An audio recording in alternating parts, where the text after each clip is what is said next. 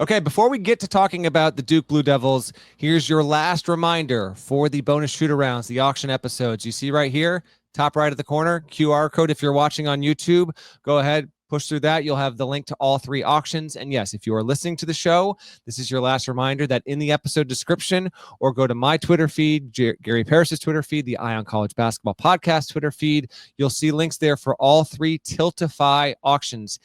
There has been some schools that have been bidding on all of them, which I love to see. But if a school wins two of the auctions, you're not getting double the episode. So it will go to the next best winner in that case. But we're excited. Go bid. We're trying to raise as much money as possible for St. Jude. So get that done. Deadlines Thursday, 5 Eastern, 6 Eastern, 7 p.m. Eastern at our Tiltify auction pages. And then we will reveal the winners later this month. Now, let's get to the Duke Shoot-Around episode.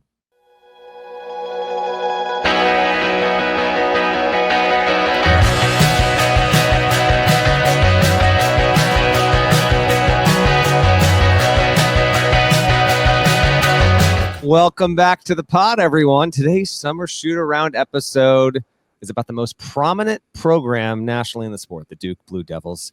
I'm Matt Norlander, your host, and I'm joined here by Brendan Marks of The Athletic, who is based in the Triangle area and knows the Duke program very well. If I wanted to bring someone on outside of, say, GP or Jon Scheyer himself, Brendan is the guy to do it. Duke always ranks among the most buzzworthy teams in the sport heading into every season because, in the words of Pete Gillen, obviously, Duke is Duke. They're on TV more than Leave It to Beaver reruns.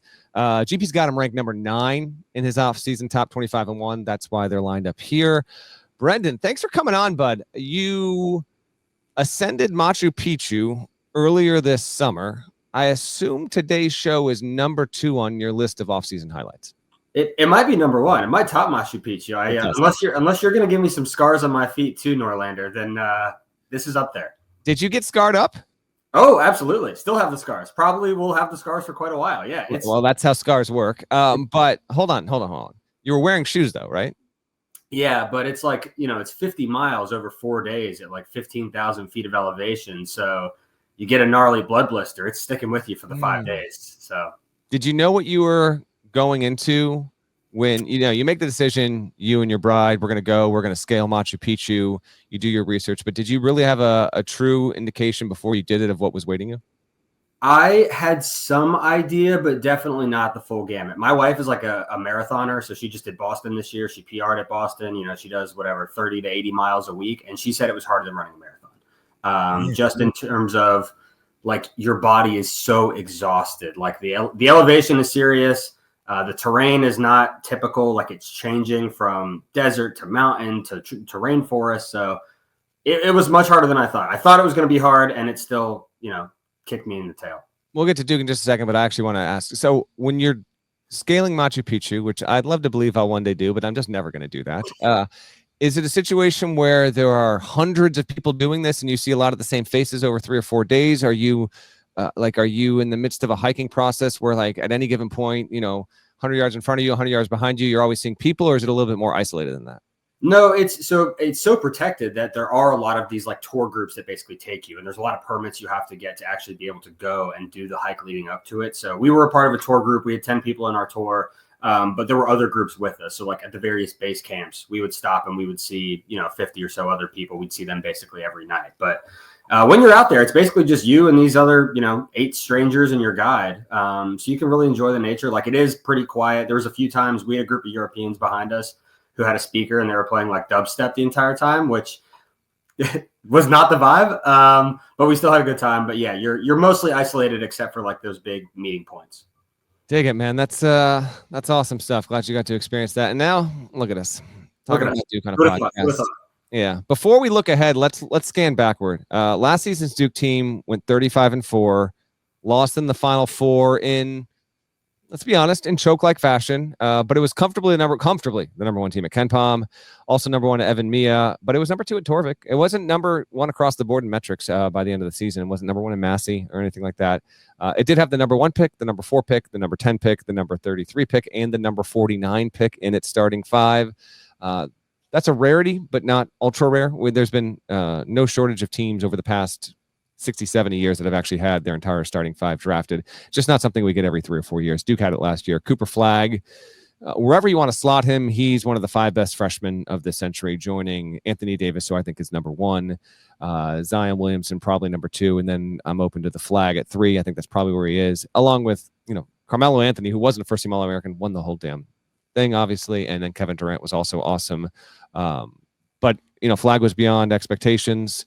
You assembled a list earlier this summer about the top 25 team. It's list building season. We know what this is. I've done it. You've done it.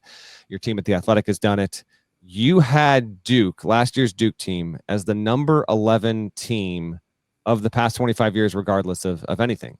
Jim Root of Three Men Weave, who was just on, obviously, with the Florida episode, he ranked the best non-champion specifically of the past 25 years, and he had Duke 4th of the best non-champions. He had 2014-15 Kentucky, which I think objectively has to be the best non-champion of the past 25 years. Then he had 04-05 Illinois, 2021 Gonzaga, which I really appreciate, and then 2024-25 Duke. You had Duke 11 overall, big picture, just beating out 2009-2010 Duke at 12, which I think you actually overrated, and then you had 2018-19 Virginia at number 10. Stand up for your decision. Last year's Duke team, I think you should be able to make the argument it was definitely one of the 10 best teams of the past 25 years, but they didn't crack your top 10, Brendan. Yeah, they're right on the cutoff for me. And, I think probably to some extent I was, muting them just so I didn't be subject to recency bias. But sure. I think you look at, obviously, the metrics were what they were. They had the second best KenPom net rating in the KenPom era. Obviously, like you mentioned, we're number 1 in a lot of preseason predictive polls at the end of the season. Had their entire starting 5 drafted. Offense and defense both top 5. Won the ACC. Won the regular season and the tournament. Beat teams by an average of 20 plus points per game. The thing for me that I did dock them for, obviously, is not making it to the national championship game. That was one of the things that I held in high esteem while I was making my rankings. And the other thing is they had a season-long issue that they never really corrected. I was talking to Jon Scheyer at Peach Jam. Do you know how many one-possession games Duke won last year? I'm going to say not a single one. Not a single one, exactly. And so, you look at what they did against Kentucky, against Kansas, against Clemson, and then ultimately against Houston, same script, just different games. And so I did hold that against them. Obviously, the strength of the ACC was what it was. I don't know that you can really dock them for that, but it wasn't like they were going up against some gamut. So for me, 11 felt fair. I didn't want to give them too much credit. Had they won it all, I think we're probably talking about them as, one of those top 5 teams with 09 Carolina and 2012 Kentucky. But anyways, I landed on 11. Yeah, this is what Brendan had in order. Best teams of the past 25 years. Number 1, 2000-2001 Duke. Fairly loaded team. And then number 2, 2011-2012 Kentucky. I think I would go Kentucky 1 and then Duke 2, but those would be my top 2. He's got number 3 at UConn, 24 champion at number 3. Number 4, 2014-15 Kentucky, that one-loss Kentucky team. I think that's fair. 08-09 Carolina at number 5. 07-08 Kansas at number 6. I'm in large agreement with a lot of the 17-18 Nova, which was a beast, at number 7. Yep. 21 Baylor, which beat obviously Gonzaga, which was undefeated going into that, and romped them. Yep. 06-07 Florida at number 9. Ironically enough, the year before, the Florida team wasn't as good of a seed, but that's the best Florida team to finish in KenPom ever. But I think the 06-07 team was better. And then 18-19 Virginia. Then we mentioned 24-25 Duke. 2009-2010 Duke. And then 24-25 Florida, last year's champion, at 13 overall. Intriguing list to certainly look back on. And yeah, it's fun to build these things out, but yes, you definitely get to a point where you are splitting hairs, and Duke not having a good ACC, it helped their numbers, their dominance, the amount of 20-point plus wins they had, among the best we've seen in the sport over the past 2.5 decades, but it ends without a national championship, ends without a title game appearance. Let's flash back to, sorry, Duke fans, we're going to cover everything here. Got a lot of good to say, but let's go back to the loss to Houston and what that was like to witness up close when Duke makes one basket for the second half of the second half. They lose 70-67. They're outscored in the final 10 minutes, officially 25-9 by Houston, which had defeated a number of, Houston has done this for years now, where they will just strip your soul and eviscerate it right in front of you on the floor. That they have done that time and time again. And then ironically enough, did it to themselves in the title game against Florida. We've already covered that on the shoot-arounds. Take me back to your perspective, and just to see Duke again lose its latest and last single possession game. They give the ball to Flagg, who, for as brilliant as his freshman season was, he had a number of opportunities to win games for Duke last season. And every single, I think this is correct, you can fact check me, the Kentucky, Kansas, Clemson, and Houston losses, every single one of those losses involved handing the ball to Cooper Flagg to go and win the game. And in those 4 specific instances, it did not happen. Yeah, the Kansas one, Con Knippel got involved too. But yeah, I mean, Flagg was involved late game in all of those situations. For me, I had a really interesting perspective. We have a whole team at the Athletic who's at the Final Four. And so my job was to try and find something unique. And so with about 4 minutes to go, I got up and I went and sat in the Duke fan section. So I was in the same row as, Mike Krzyzewski and, a few rows behind Jon Scheyer's wife and Cooper Flagg's parents, Kelly and Ralph. And so watching their reactions turn in real time from like basically stomping on a grave to like, hold on, wait, we're in the grave now. Mm-hmm. And seeing them go from like so demonstrative to wait, hold on, this can't actually be happening to us was very, very strange. And like, I personally have always been fascinated, like since he retired, by like the Mike Krzyzewski fan experience. Like, I think that is just, I'm drawn to it. And so seeing him go from like standing and cheering, smiling back to like steely, jaw clenched, unflinching, he was the first guy out of there. I mean, like a lot of them stayed, Cooper Flagg's parents sat there. Jon Scheyer's wife sat there. Nina King, like a lot of people sat after the result was final and just sort of watched and tried to process it. I don't even know if Coach K waited for the final buzzer. I mean, Cooper Flagg's shot hit rim. He was gone. He was out of there. And so, but I think in terms of just the overall game, the one thing that I hadn't felt for Duke all season that I did feel in that moment, Houston very much felt like man versus boys in those final, especially, the second half of the second half, but especially those last 4 or 5 minutes. It felt like men against boys. It felt like people who knew what to do versus people who were happy to be there and almost expecting to keep going. As far as like the game itself, I thought that like you can credit him or not. I thought Jon Scheyer came, he danced with the ones who brought him. For better or for worse. I thought Caleb Foster was fantastic in the first half. He really limited Houston's second chance points, was effective on the boards, was getting out in transition, had a couple of assists. I think he had 3 or 4 first half assists. And I don't know that he played at all in the second half. I thought that was an interesting decision. Kaman Malawach was obviously struggling. Malik Brown was banged up. Patrick Ngongba was struggling as well. That was a fast-paced game for him, which is saying something against Houston. Like, I just didn't know like where else you go if you're Jon Scheyer. And then obviously, yeah, that last play with Cooper Flagg, I can't fault you for going to the National Player of the Year. But if you go back and you watch that play, the spacing was not great. There were supposed to be options for Flagg. If you go back and look at the replay, there really wasn't anything for him. But yeah, I agree with you, Matt. I think it's one of the most, I think it's an all-time collapse. It's an all-time choke job. And that team, wherever you want to rank them, they're going to go down as one of the 3 or 4 best teams in the last 25 years not to win it all. Yeah, before we circle back to Scheyer and Duke, I actually did have. What's interesting is I wasn't there with you, but we had some intrepid reporters on the scene, and we have audio of Krzyzewski in the stands. Let's see what he was saying just before that game ended. Defense. Okay. Come on, Duke. Oh, okay. We got 2 more. Let's go. Okay, and then. Let's go, Duke. Come on. Yeah, he was in it. He was into it. He was invested emotionally. High energy. Yeah. Come on, Duke. Yeah, high energy, no doubt about it. Yeah, he had to get the hell out of there once. He knows the deal there. Jon Scheyer, through 3 years, that part of this is a function of coaching at Duke, but he now has 2. Well, like year 1, you get blasted by Tennessee, whatever. For the most part, he did a good job in year 1. Year 2, you get past Houston. So many like interconnecting threads with all this, but you get past Houston in the Sweet 16 because Jamal Shed goes down with a brutal injury, and then you get bounced with authority by NC State, your rival in the Elite Eight. So then you had to stew on that. And I remember talking to Scheyer in the preseason last year about all that stuff. And then, like, for as annoying as that was, in year 3, you make the Final Four, which is an accomplishment unto itself, but you suffer, I think, probably one of the 5 worst national semifinal losses of this century. When you really look at how talented Duke was, and you go back and you watch the end of that, and it was bizarre. Just, having been there courtside, watching it up close, and you went into the Duke section because at the time you decide to do that, it looks like Duke's going to win.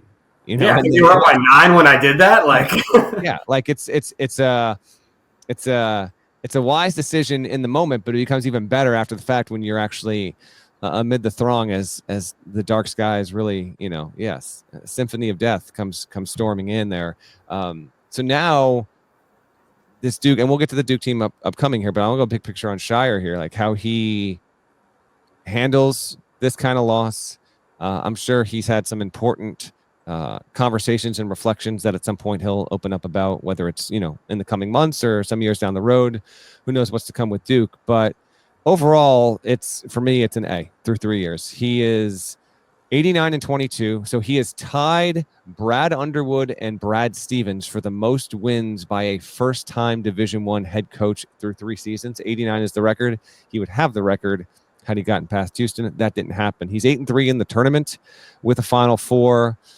Each of his first 3 teams have been better than the previous one. So there's been an uptick. Now, keeping that up in year 4 is going to be difficult to do, obviously. But I think you eliminate that as the bar.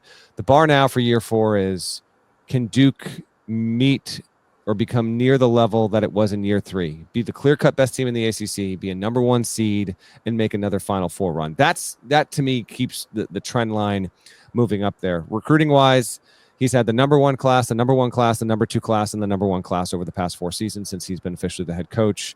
I give him an A. You don't necessarily have to grade him if you don't want, but how would you encapsulate how Scheyer has handled such a high-pressure job? And to this point, it's hard to see it reverting the other way. He is the rare example in all of American sports where he has replaced the guy and just passed the test with flying colors on a level that few other coaches can ever match.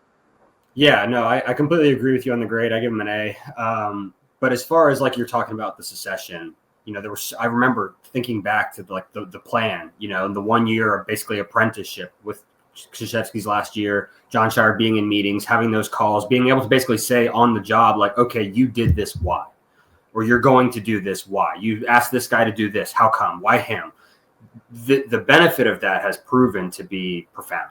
And so you look at him again, you mentioned the recruiting. I think that was the thing that I had the most confidence in when he got the job, that was going to keep going. He was one of the best recruiters in the country as an assistant. That's obviously maintained. Again, they're going to have another freshman, laden head class. I actually think one thing that he's done a really nice job of is pivoting away from the freshmen and learning to plug holes in the portal. That's not something that Duke ever traditionally had to do, but you look, they've gotten some guys. Sion James last year, Malik Brown is obviously going to be a big player this year. They've gone out in the portal and they've gotten guys, getting Dame Sard this year, not a portal guy, but another unique avenue to try and, bring in talent to Duke. So I think he's done a great job in terms of like building the rosters. X's and O's wise, last year was by far the best season that he's had. He's gotten a lot more creative, did a lot of 5-out offense last year. This year's team is different, and we can talk more about this, but I think they're going to run some more like big-to-big stuff. I think we'll see a lot of like 4-5 stuff with Cam Boozer and Patrick Ngangba.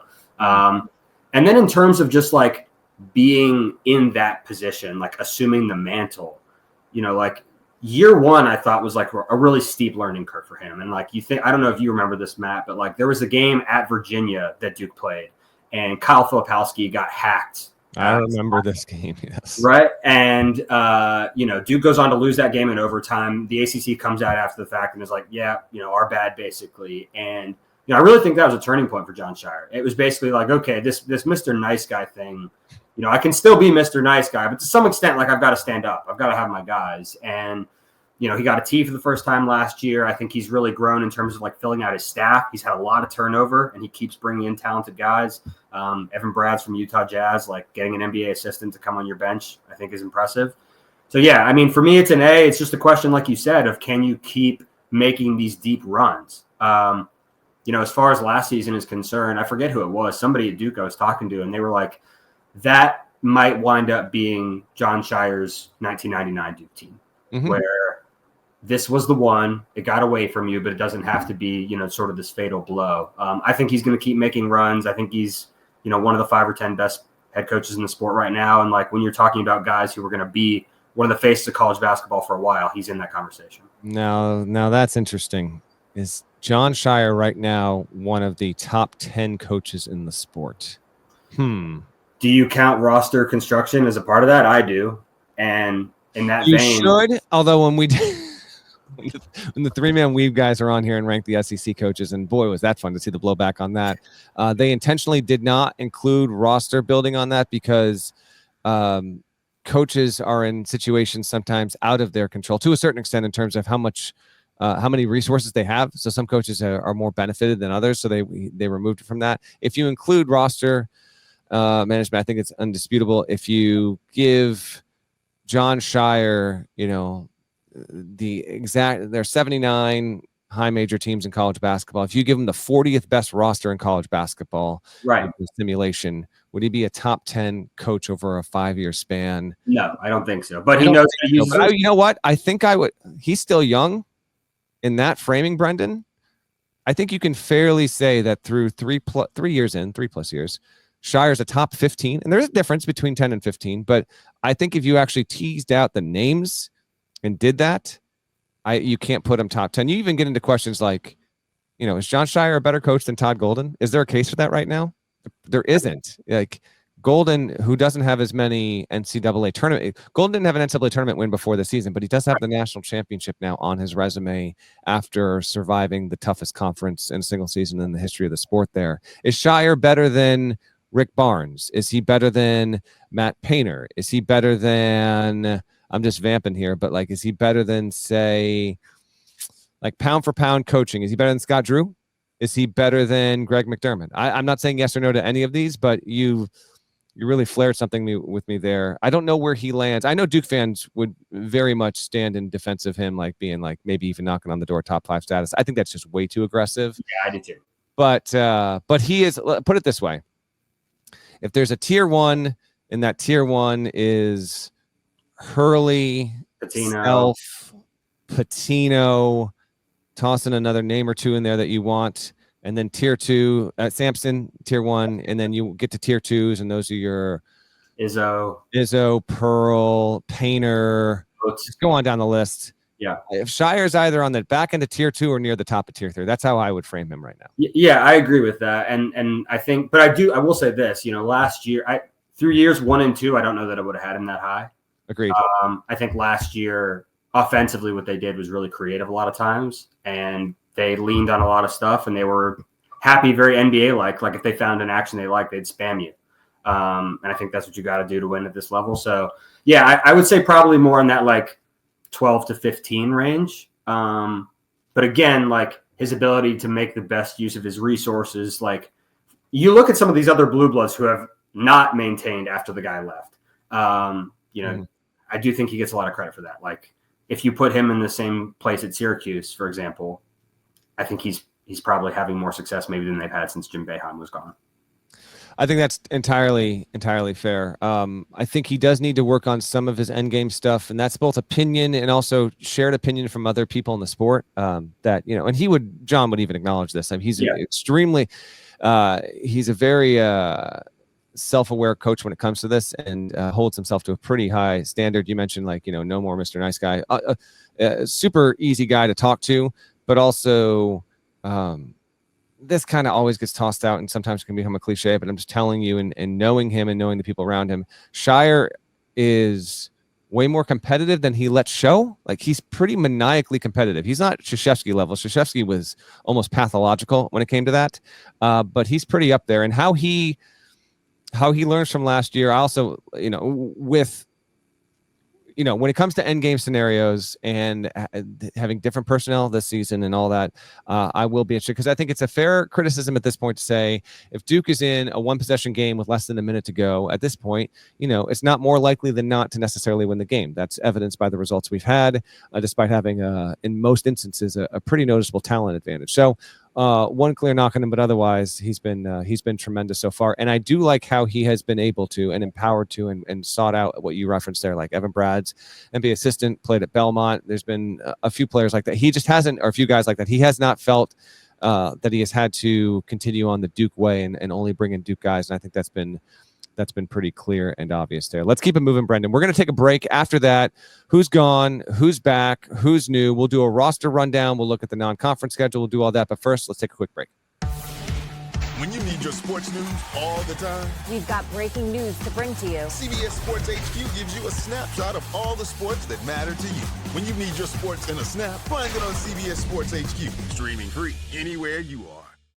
2025-2026 Duke men's basketball Blue Devils look like this. Back, Isaiah Evans, Caleb Foster, who combined to average, 12 points a game last season. Patrick Ngongba, a bit player who is going to see his role increase this season. Malik Brown suffered through some injuries. If he can stay healthy, he is going to probably be one of the 5 best defenders in the sport. Darren Harris, expected to see his usage jump.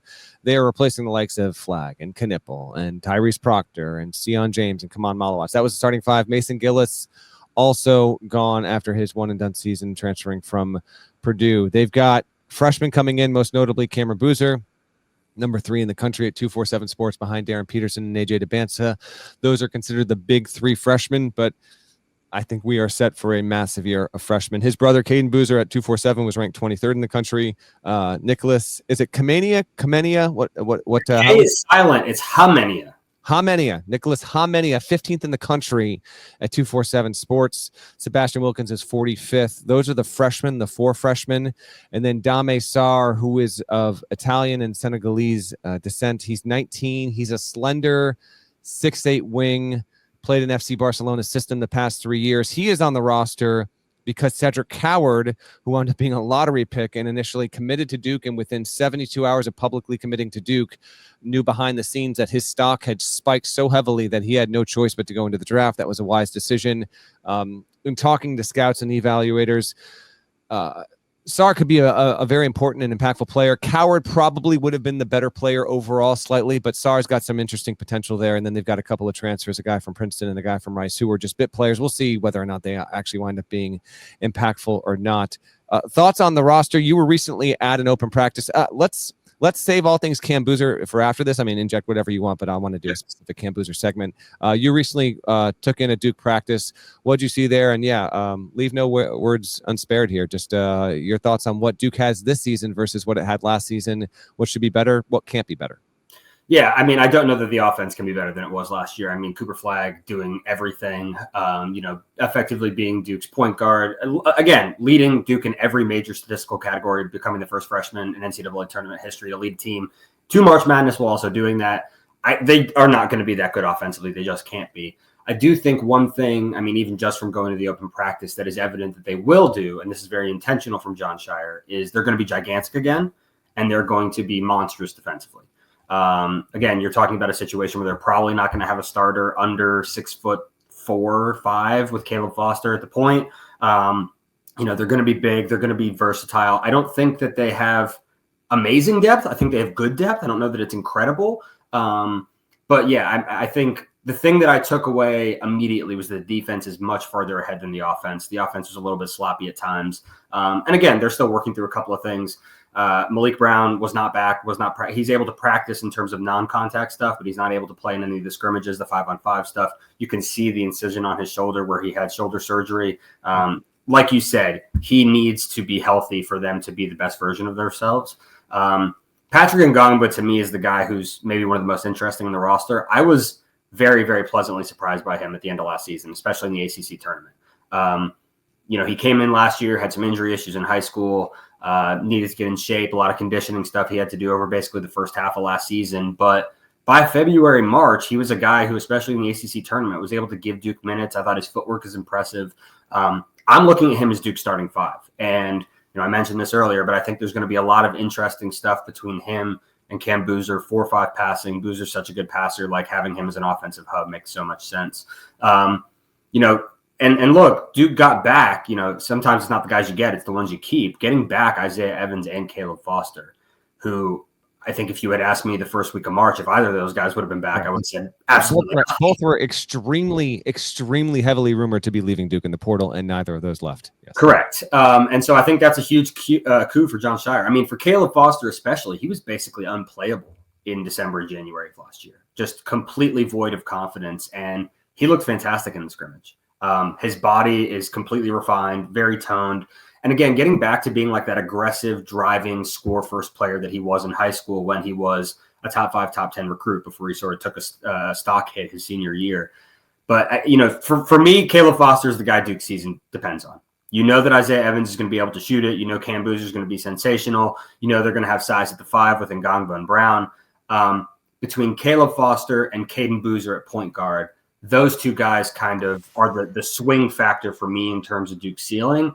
If Caleb Foster is a 40% three-point shooter and he can direct an offense and initiate sets and he doesn't get rattled. I mean, again, I thought he was great in that Houston game and didn't play a lot in the second half.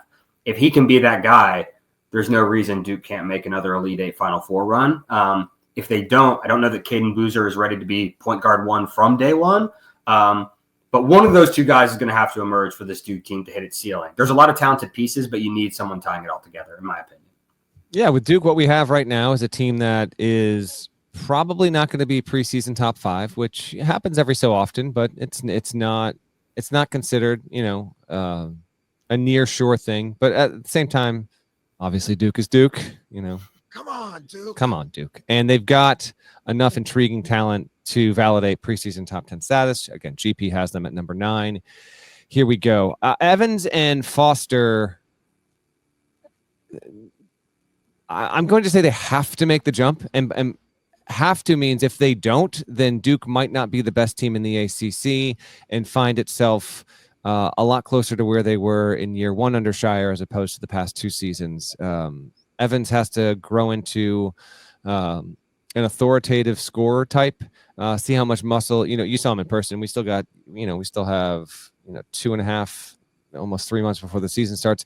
How much more muscle can he put on? He's, has been a little bit of a string bean there, but can he jump and make a serious impact there? Foster is, he's going to have to be a guy who is dependable and can't just get lost in the mix and become Duke's 5th or 6th or 7th best player. At least in my opinion, if Duke's going to match its ceiling, I think we are in agreement there. How Sarr mixes in with all this is also intriguing to me. I think there's a situation in which maybe whether it's Ngongba, whether it's Sarr, maybe one of the transfers, someone's not going to be immediately impactful in the first month of the season. Who will emerge by the time we get to middle of January, and will that make Duke an even stronger team? I'll be interested in that. Let's get to Cam Boozer, who should be Duke's best player, has a chance to be an All-American, him and his brother have a run of winning dominance at the granted at the high school level, but you talk to NBA people and sometimes they put a ton of stock into this kind of stuff, where they were as winning of a duo and their teams won at a rate that is near unmatched over the past generation or so. So they come into a Duke situation where until the 11th hour they were thought to be going to Miami, and they're not. They're here. They're in Durham. Cameron is literally we know his father. He's literally named after the building, all that stuff. What is a reasonable expectation for Boozer? He's the number 3 prospect in the class. If you told me he was the best freshman, I wouldn't be surprised whatsoever. What did you see with him in person, and how much of what Duke does on either end of the floor starts with him? Yeah, we did an exercise at The Athletic last summer when Cam Boozer, AJ DeBonsa, and Darren Peterson were still all in high school. And we asked, a bunch of coaches and scouts and evaluators, in terms of college, who do you think is going to be the best freshman? And then long-term, who would you take? And I thought it was pretty telling that Boozer was the favorite in college, but was, very heavy, was not even really in the mix to be the best pro long-term. But I agree with you. I think he could be of those big 3 freshmen, like, if you told me he was the most productive, I wouldn't be surprised, although I do love Darren Peterson. He's going to be their everything offensively. But it's a tricky situation because you're coming on the heels of Cooper Flagg. It is going to be impossible to replicate what Cooper Flagg did, just in terms of every single major statistical category. I mean, Cooper Flagg was the centerpiece of everything that Duke did. And while Boozer will be that, I just think it's an unrealistic expectation that he's going to be, of the same caliber impact, like a unanimous national player of the year kind of guy. I do think that he has the potential to be ACC player of the year, All-American, all those things. To me, the thing that is going to be interesting comparing him to Cooper Flagg is like the body type is different. He's 6'9", he's 250. He does have like some heft to him. And so is he going to see some time as a 5 and space the floor? I absolutely think so. His shot looks promising. He looked great at open practice in terms of being able to do a lot. Duke is going to let him handle the ball. He's going to initiate offense. He's going to bring the ball up the floor. Okay. I think he's going to be fascinating. Evans was doing a lot more handling at the open practice than I expected. Pick and pop with Evans and Boozer, good luck. That to me could be really interesting. I think he's going to be like a nightly threat to be a double-double. I think he's going to be like a 17, 18 point per game guy. I think he's probably going to have in the neighborhood of 8 to 10 rebounds a game. Defensively, I'm interested to see how it looks alongside Ngangba. Malik Brown, as you said, is going to be one of the best defenders in the sport. So I think a lot is going to deal with him there. But offensively, he's going to be the hub. I see him at the nail, being a passing hub, pick and pop, initiating stuff. He can score in the low post, obviously. He can score any way you need him to. He's a legitimate 3-level scorer. Hit his free throws in, a semi-noisy Cameron. I think he's going to be again, it's hard not to compare him to Cooper Flagg just because of the immediacy, but I think he's going to be the next sort of, top 3 pick who's come through Duke and has been a superstar. And he has to be that guy. I think he has to be the clear-cut best player on this team. If he comes out of the gate and he's maybe not efficient from 3 and teams can sag off him, that changes a lot for Duke. So I think he's going to be terrific. He has been, if you ask the staff, you ask people in the building, he's been even better than they thought he would be, which is saying something. Even they say he's been improved from high school, and you can certainly see it at the open scrimmage. I think he's going to be, again, he'll probably be the preseason ACC player of the year. Yeah, he's got immense potential. He's a different player than Flagg. I actually think that how he plays, and I was not the open practice, obviously, his presence on the floor can bring a level of authority and intimidation that can match, if not exceed, what Flagg was just so multifaceted with what he did. Insanely incredible competitor. I think Boozer's in that realm as well. And I think it also, Caden doesn't project as a one and done kind of player, but those two having played together, I think it only helps Cameron's chances of being an extremely impactful player if Caden can indeed be a truly impactful, freshman floor general right there. And then Duke's got a lot of very interesting pieces, and how Scheyer and that staff choose to deploy them, how they, who settles in to be the reliable starting 5 and how they interchange.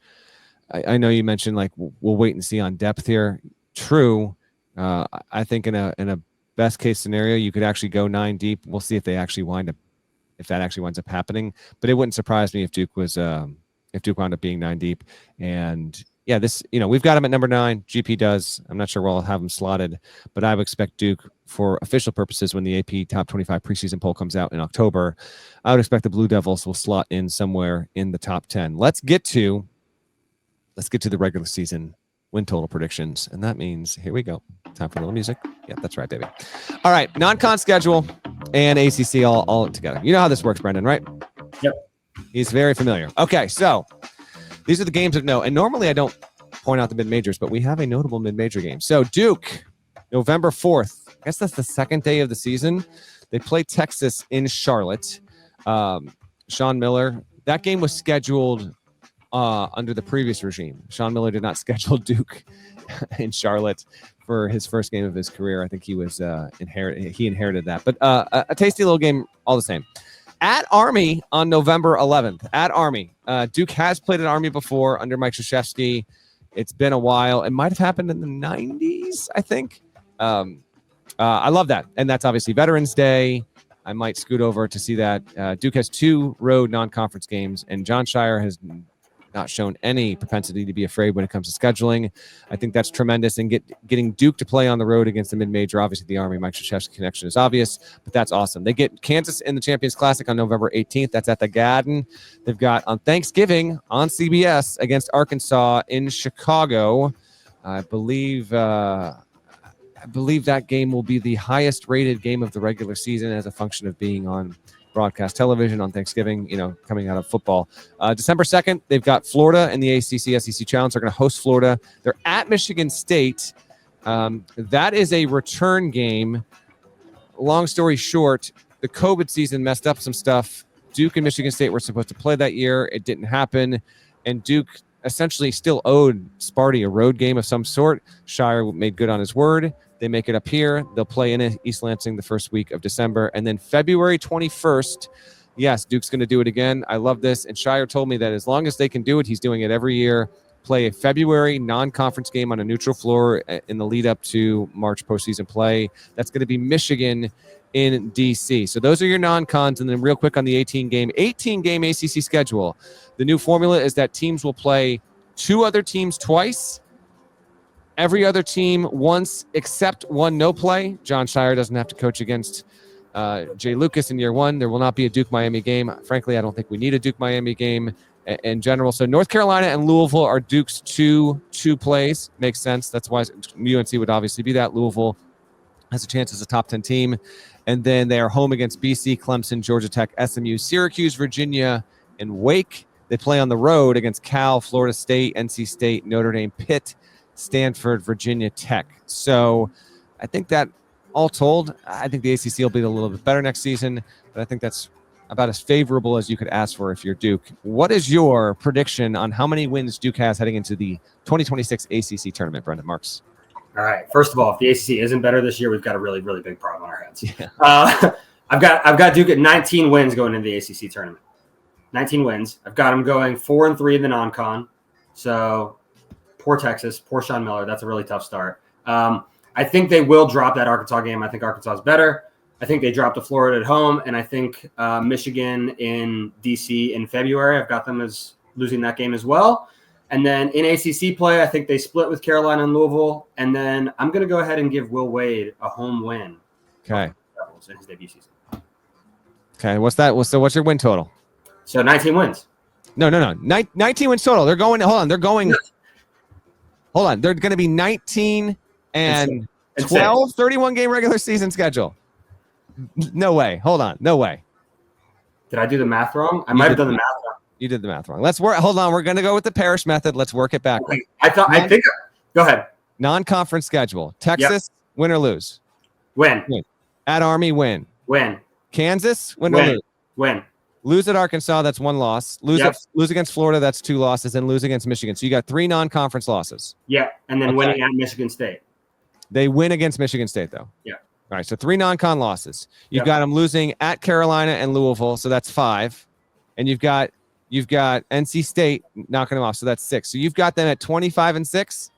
Yeah, I guess that's fair. I was on the fence about Virginia at home. I do sneakily like Virginia. I think that Ryan Odom's done a nice job there. But yeah, I'll go. I have 6 losses.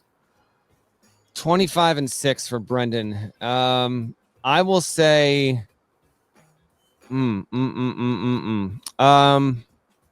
ACC has to be better. Tricky ones on the road. NC State, maybe Notre Dame. Man, their road games are theoretically they got a nice road. The ones they have to play on the road. They have a history of losing against NC State, especially in Raleigh. They have a recent history of struggling in those games. When they make the West Coast trip, are they getting out of Stanford and Cal without a scratch? You would think, but you never know. Weird stuff happens. They got to just cross-country travel. I'm going to agree with you. I will say 25, and the way this schedule shakes up, I will say Duke is 25-6. So we are in agreement. This might be the first shoot-around where both folks agree on the win total. 25-6, lose 2 in the non-con. We'll see what those wind up being, but yeah, it's an appropriately aggressive non-conference schedule. Scheyer basically has to do that with how the ACC has been. The ACC went from 20 to 18 games with the mindset of it being, okay, and they had spring meetings, and all the coaches were advised, hey, you're getting 2 games off your league schedule. They have to be replaced by like quad 2 or better opponents. Right. We'll see if that winds up being the case. ACC will be better next season. I with the coaching turnover and the way some of these rosters line up, Brendan, I find it hard to believe that the ACC will not be vastly improved. And so with that, yeah, maybe Duke takes an extra loss or 2 more than what it had last season when they went 22-1 against ACC competition. Only loss was at Clemson. At Clemp, when Cooper Flagg had a chance to win the game and slipped on the court when he was sick, and they didn't have Mason Gillis in that game. So there it is. All right, that's close to 45 minutes on Duke Blue Devils talk in the second week of August. I appreciate you coming on. You can follow Brendan Marks on Twitter /X at Brendan R. Marks. If you're watching on YouTube, you can see the handle right there. Read his work at The Athletic, does a tremendous job. But I really appreciate you coming on and talking hoops and helping our shoot around process here, Brendan. Yeah, of course. I love doing so in August, and I'm excited for the season to get here. Thanks for having me. Me too, man. All right. If you have not yet bid, get it done. Tomorrow, if you're listening to this on Wednesday, tomorrow is the end of the auction. 5 Eastern, 6 Eastern, 7 Eastern. There are 3 separate auctions in this YouTube description, in the episode description. If you're listening on whatever platform you're listening on, your phone, check the episode description. We've put in the links there. The bidding has found some action here in the past 24 to 48 hours. We'd love to see it. It feels like there's an Alabama fan that is just determined to make sure the Crimson Tide win at least one. But if you want to stop that from happening, you can. Reminder, though, it's only one individual account. So if you are rallying some buddies, have them Venmo you, PayPal, whatever, and then make your bid there. Get it done. We'll have our winners by Thursday, and those episodes specifically will run once the end of our scheduled episodes conclude later on this month. Appreciate you so much. Next up, who's next? I'm not going to spoil it for you, but we are going to have the head coach of the program, Who's Next, join us for Friday Shootaround episode. Till then, take care.